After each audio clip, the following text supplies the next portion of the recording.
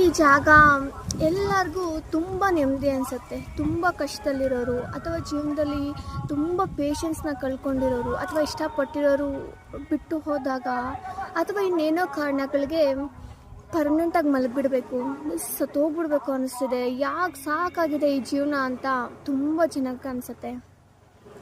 ಹೌದು, ಬಟ್ ಕೆಲವೊಂದು ಫ್ಯಾಮ್ಲಿಗೋಸ್ಕರ ಇನ್ನೂ ಬದುಕಬೇಕು, ನಾನು ಅವ್ರನ್ನ ಚೆನ್ನಾಗಿ ನೋಡ್ಕೋಬೇಕು, ಇವ್ರನ್ನ ಚೆನ್ನಾಗಿ ನೋಡ್ಕೋಬೇಕು, ಇನ್ನೂ ಜೀವನದಲ್ಲಿ ಸೋಲನ್ನು ಒಪ್ಪಿಲ್ಲ ನಾನು ಅಂಥೇಳಿ ಫ್ಯಾಮ್ಲಿಗೋಸ್ಕರ, ತಂದೆ ತಾಯಿಗೋಸ್ಕರ ಬದುಕೋರು ತುಂಬ ಜನ ಇದ್ದಾರೆ.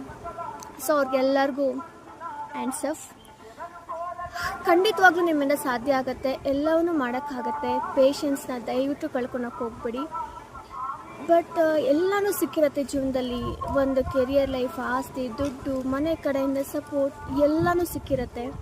ಆದರೂ ಎಲ್ಲೋ ಒಂದು ಕಡೆ ಇಷ್ಟಪಟ್ಟಿರೋರನ್ನ ತುಂಬ ಮಿಸ್ ಮಾಡ್ಕೊತಾ ಇರ್ತೀರ. ಏನೂ ಬೇಡ ಜೀವನದಲ್ಲಿನ ಅನ್ನೋ ಥರ ಫೀಲ್ ಆಗುತ್ತೆ.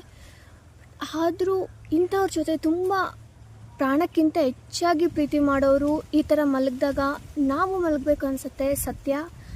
ಆದರೆ ಕುಟುಂಬಕ್ಕೋಸ್ಕರ ನೀವು ಬದುಕಿ ನಿಮ್ಮ ಜೀವನದಲ್ಲಿ ಸಾಧನೆ ಅನ್ನೋದು ಮಾಡಿ, ಇವ್ರ ಆಶೀರ್ವಾದ ಇಲ್ದಿರ ನಿಮ್ಗೆ ಎಷ್ಟೇ ದೇವ್ರ ಆಶೀರ್ವಾದ ಇದ್ದರೂ ಅದು ನನಗನ್ನಿಸ್ದಂಗೆ ವರ್ಕೌಟ್ ಆಗೋಲ್ಲ.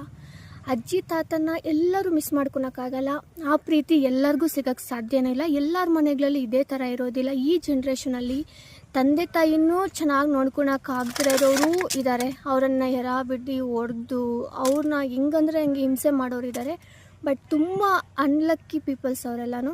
ಬಟ್ ತುಂಬ ಲಕ್ಕಿ ಆಗಿರೋರು ಇಂಥವ್ರ ಪ್ರೀತಿನ ತುಂಬ ಇಷ್ಟಪಡ್ತಾರೆ. ಬಟ್ ಅನ್ಲಕ್ಕಿ ಏನಂತಂದರೆ ಅವ್ರ ದಿನ ನೀವು ಜಾಸ್ತಿ ಕಾಲ ಟೈಮ ಸ್ಪೆಂಡ್ ಮಾಡೋಕ್ಕಾಗೋದಿಲ್ಲ. ಅವ್ರ ಜೊತೆನೇ ಇರಬೇಕು ಅಂದ್ಕೊಂಡು ಆಸೆ ಒಂದೇ ಒಂದು, ಎಲ್ಲದರಲ್ಲಿ ಲಕ್ಕಿ ಆದರೂ ಇದೊಂದು ವಿಚಾರದಲ್ಲಿ ತುಂಬ ಅನ್ಲಕ್ಕಿ ಆಗಿಬಿಡ್ತೀರ. ಬಟ್ ಫ್ಯಾಮ್ಲಿಗೋಸ್ಕರ ಬದುಕಬೇಕು, ಜೀವನ ಮಾಡಲೇಬೇಕು, ಎಲ್ಲನೂ ಸಾಧ್ಯ.